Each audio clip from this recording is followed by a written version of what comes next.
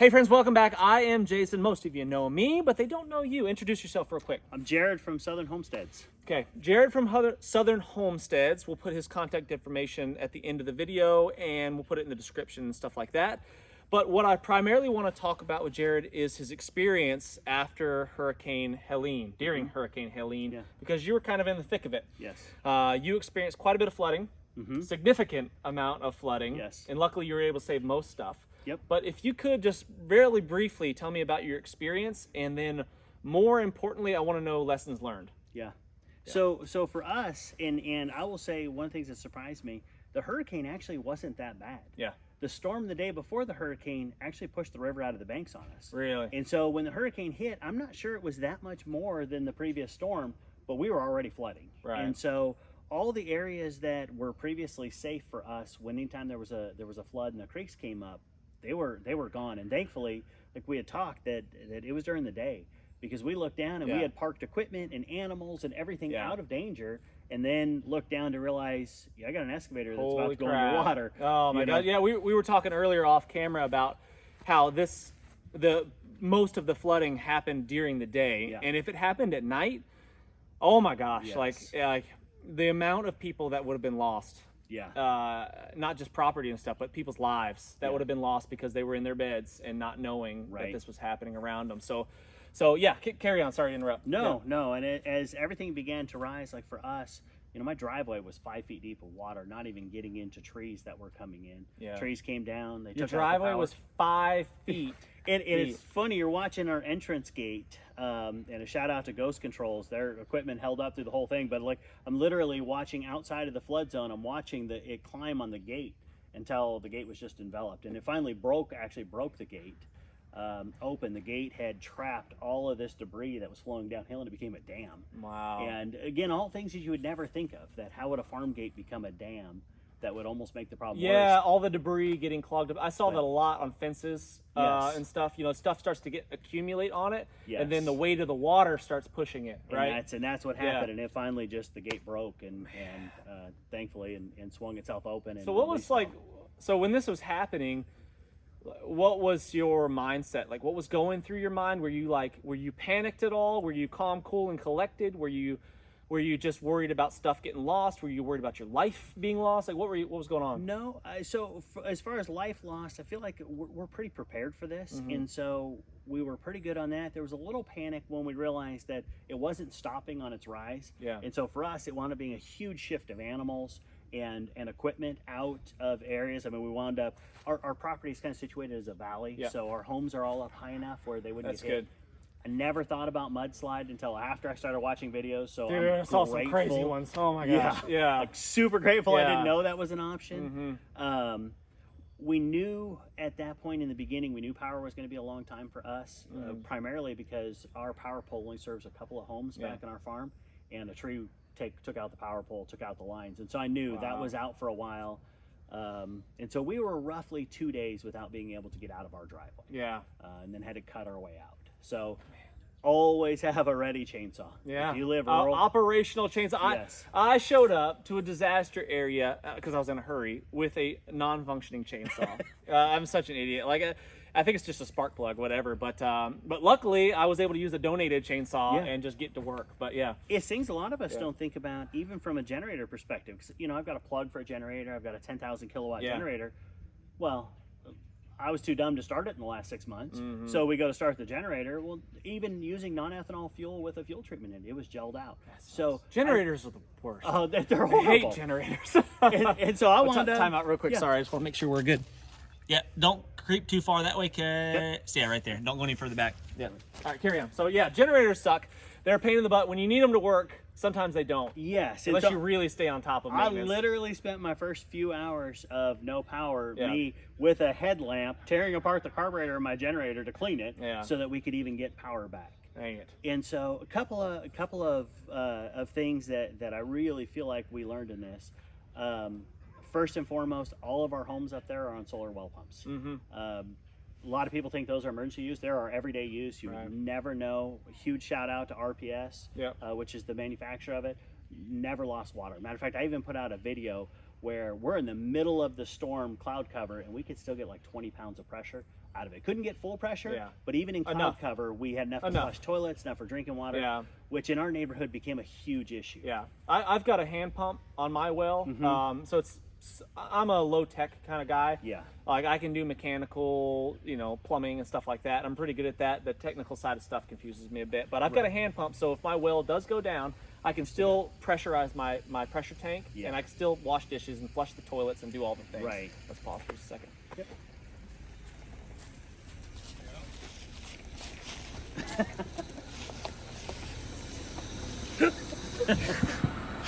What a jerk!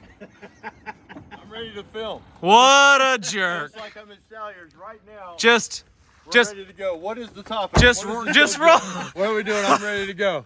Get in here. No, seriously, for real. Join in the fun. We're recording. I'm not gonna edit this. I'm gonna post it. Jared, what's up? Good to meet you, man. Jared survived the flood.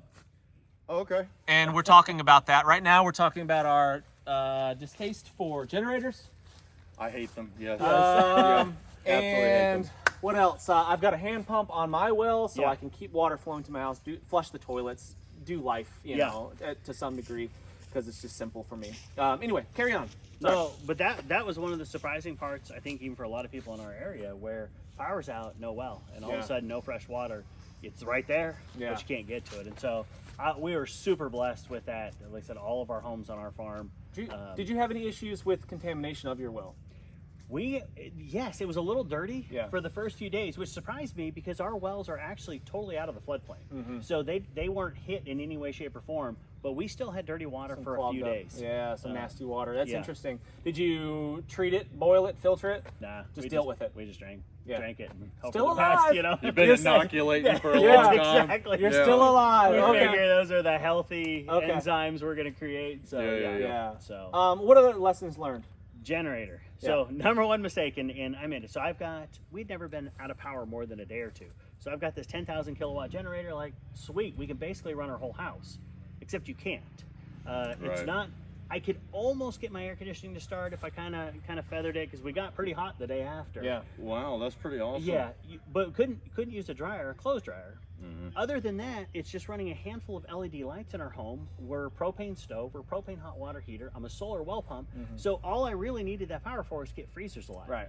The problem is that generator, at an idle consumption, we were burning 14 gallons of fuel a day. That's a lot. That's a lot. Just keeping freezers alive. Well, and thankfully, like we had talked, that we have equipment, so I've got 40 gallons worth of gasoline there, but there were no fuel stations to go to. There was no replacing that. Yeah, what do you do when that runs out? You're in trouble real quick. And then for me, I've even got a 2,000 watt little generator that would burn 1.5 gallons in that same period of time and would have done everything I needed it to. But I didn't have the components to be able to hook that into my house. So it didn't matter. You're stuck now. Gotcha. And I did, when we finally got out, I went to Home Depot trying to get the components I needed, but the apocalypse had hit that pile. That was done. Yeah, that's over. Everything generator related and it's all done. Okay. Interesting. What else? What other experiences did you have, lessons learned? Community, huge. Yep. I will say even our local area where we are, where we weren't hit by the actual brunt force of it, and we escaped long-term damage that North Carolina hit. Man, the locals who cut our roads out. Okay. All of us got out. You're telling me that the federal government did not just swoop in there and carry you out and save you. They didn't do that. You know what's funny about day 5, when we drove out, I did see the National Guard on our road, and they cut 2 or 3 trees that were already cut out of the way. They were there was a 1-lane pass. They made it like a lane and a half. Yeah. But they didn't even take it off the road. I'm That's funny. Yeah. I appreciate you guys, but that's unfortunate. That didn't do it. But so community huge. Yeah. So what are some things when we're on because that's something I'm pretty passionate about is just investing in the people around you. Yeah. That's really important. What are some things that you did beforehand to kind of lead up to it? That benefited as far as community goes. Like, were you aware of that, and therefore you took action on it to make sure that? Or maybe not. When it did. Yeah, I would say from a community perspective, we've always been pretty active in there. I'm super big about when you're rural, you better know your neighbors. Yeah. You better figure out a way to get along, whether you like each other or not. Because you're all you got. Sometimes. You're all you got. And for us, that was a super cool thing to see. you know, most rural communities, they have tractors, they have bulldozers, they have excavators, and so They get stuff done. they get stuff done yeah. and quickly. Yeah. And so that was a huge blessing. For them in the future, I think, because we had no communication, you know, that was one of the things that surprised me. As soon as power went out, within 2 hours, cell phones were down. Yeah. And so you had no way out, no way to communicate. And honestly, that was one of the hardest things for us, is communication. Yeah. Because you didn't know, other than this immediate group, of what the state of anything And was. how many of your roads were shut down as well, so that you couldn't access those people in your network? Yeah, to begin with? and for us, it didn't wind up too bad long term. But you know, when you start analyzing this and realizing, one bridge leaving our community is already out on emergency repairs. 2 other ones essentially got taken out temporarily, and there's only one other way out. And so that quick, our community could have been shut down, even though we had no real damage like North Carolina. Right. Everybody's You weren't swept house off is the map. intact. Right. And all of a sudden you're in the same spot. Yeah. So I would say for me, in lessons learned, I didn't realize, because we were kind of a little bit in our own little world in some of this and clearing roads and stuff. I didn't realize how bad the water problem was. Yeah. Because we had water the whole time. And so that's one of the things that have changed for the future. All my neighbors know. Yeah. Like, just bring your water containers. Yeah. That was another big thing. The number of people that we even tried to give water to, but they didn't have anything to put water in. Right. Yeah, right. And Just empty containers. just an empty container. Yeah. Right. That's interesting. Yeah. And again, little stuff that you never thought about. A $15 container that you can throw in your attic is 7 gallons of water. Right. Yeah. And I went and bought some after. Those it was all done. leftover 5-gallon jugs. I mean, in this the water keeps going back dispenser to stuff. like what I always say. Like, the number one thing I heard when I went to a disaster scene was I never thought it would happen to me. Yeah. And then all of a sudden now they're into this stuff, what you're Yeah. talking about. Like, how do I prepare for the next time this happens? And okay, I can spend $100 and at least I have that problem Right. Yeah. taken care of. Yeah. Little Yeah. things add up to big I'm just kind of solutions. curious, because every disaster scene that I've ever been to, for a period of about 3 days, is kind of chaotic. And about after the 3rd or the 4th day is when the community has finally gotten to a point where it's like, okay, we have a problem. Let's start solving those problems. As the roads clear, as the trees get out of the way, people start communicating, they start talking, and they start trying to figure out solutions to Right. whatever the problems are in the community. At first, utter chaos. At first yeah. it's chaos. Yeah. And after 3 days, you said, Yeah. about, that's 3 days is usually the height of the chaos, Yeah. the 3rd day. Yeah, that's about when I showed up into the North Carolina area. Was somewhere around like day 2, 3. I can't remember, but it was somewhere around there. It was Yeah. a day or two after. After the impact. It was still chaos when I Yeah. got there. Like, everybody's just running around like chickens with their heads cut Right, off, right. and no real solutions. Right. And that's when the problem solving needs to start Right. kind of working out. Is that what you experienced? I will say for us, super blessed within the network of people we had. You know, the people that I was panicked about going to see if they were okay, by the time that we got out and I got to like one of them had trees fall across their deck and break up their place. By the time that I got to their place 2 days later, no, people from farther down that were part of our network had already come up, cleared the trees, Yeah. gave them temporary, Same thing, us, yeah. you know, and Yep. so it was amazing. Now, I don't know that was everyone's experience in it, but being part of a tight-knit community where we all have got our back, and some of those living outside of our actual neighborhood was a huge blessing. Yeah. And nobody ever even thought twice about it. They load up, they go up, and they get it done. Yeah, I mentioned this before in previous videos, that I don't understand God's plan. Like, I don't even. I don't think we're meant to. I don't pretend to understand the plan that God has for us all. But what I do know is that I've experienced a lot of miracles, like I've just in this one disaster area, and maybe this horrible thing that happened to the area is just an opportunity for these miracles to happen and to bring people together. I mean, if you didn't start telling me about this story, like, we probably wouldn't have had this conversation. Like, so I don't understand the big plan. I don't know why these disasters happen, but I'm extremely grateful for the miracles that result afterwards. Yes. So with that said, is there anything else that you want to share with people, things that we can do maybe in the future to prepare for an event like this, perhaps? And then don't forget to let them know how you can get contacted. Yeah. So, and I think that's my biggest thing is sit down and look at the little stuff. Containers for water. Some kind of water purification. Your 'cause our wells- priorities. Yeah. Yeah, your And survival priorities. most people have some kind of food, especially rural, and they never even think about the water side of it. Generator. Smaller is better, not bigger. Interesting. When you're in an emergency, you're not living normal And even the people that I knew that had whole house generators, what they found is that 500-gallon propane tanks were all in propane out there. Well, that was only good for a limited number of days, and a lot of them ran out. And so you just wasted all of your resources running a generator 24 hours a day for nothing. For what? Yeah, for nothing. what? That thing ran while you were asleep, burning That should the have been resource turned you off had. at night. That's a big pet peeve of mine. I slept on an asphalt parking lot one night, and I listened to the hum of generators all night, and I thought, what are we doing? Like you can't even get fuel, and you're burning this thing. Some of these people may not even know what we're talking about either, because I mean, you can turn that generator off. They don't even know how to start rationing these things, right? You were talking about a length of time for the emergency itself. We were always trying to be 2 weeks out at a minimum, so you should at least have a 2-week plan, whatever that is. You know, and I know it's all based on whatever money you have, how much you've put back over time, etc. But that should be your first benchmark. I say the same thing. 2 weeks. 2 weeks. Yeah. I know for us as we live on essentially a family farm, and so there's mom and mother-in-law and grandmother and brother-in-law. We're all on the same property, and that was one of the first things we did after it was over. Sat down, and when we assessed what it was that happened, first thing that we agreed on was the first 3 days we're going to treat this like it's not going to end. Yeah. And treat our resources as though So precious. this They're is so precious. it. This is all At you the got. end of 3 days, let's make a decision. Yeah. Okay, can we get fuel again? Are things opened up, and then we can make it. But day one, consolidate freezers, start eating out of somebody's freezer, start getting that done, and get it down as low as possible, as quick as possible, and then figure it out from there. Right. So that was one huge takeaway for us. Even like I said, going in, because we all just fired up generators, and you know, we weren't living 100% normal, but you know, we're living life again, and that was a huge mistake. Right on. So Okay. That's great. I wish I was here for more of the talk. Yeah. Like I get into Showed that up late. because I like I've been this is actually my looking jam. for you for a while, and I've been putting out the fires, you know. I Alright. started the fires, You were now I gotta fueling put the them out. fires I and was then fueling it, then I needed to put them out. All Yeah. right, interesting.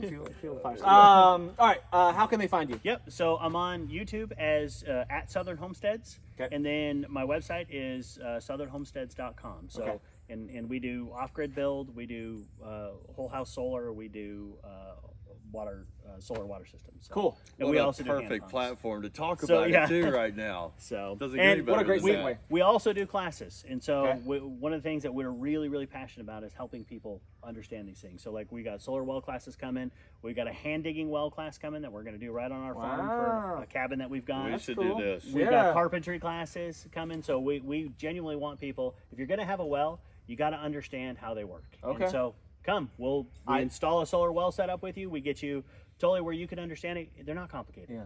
And so just a We little got bit of that on knowledge. film, by the Yeah, way. perfect. You said that we could come. Yeah. Absolutely. No, I'd be stoked to have you guys. We would love to come out.